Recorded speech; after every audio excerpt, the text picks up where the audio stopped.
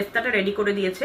Normally ইলিশ থাকার জন্য আমি বেশি পেঁয়াজ রসুন কোনো কিছু ইউজ করবো না, বাট বেরেস্তা দেখে বুঝতে পারছো যে আজকের আইটেম কি হতে চলেছে। তো তো এই বেরেস্তাটাই জাস্ট আমার হলো পেঁয়াজ দিয়ে ভাজা, তো এটা আমি রেডি করে রেখেছি অলরেডি।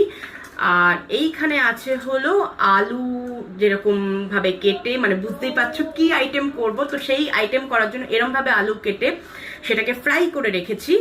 আর চাল ভিজিয়ে রেখে দিয়েছি।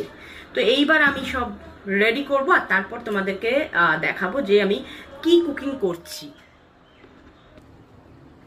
তো অ্যাকচুয়ালি প্রথমে যেটা করতে হচ্ছে সেটা হলো ফিশটাকে ভালো করে ম্যারিনেট করে নিতে হবে।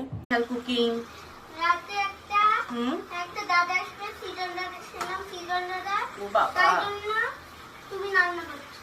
হ্যাঁ ঠিক কথা, রাতে তোমার একটা দাদা আসছে, সিজন দাদা, তাই আমি রান্না করছি।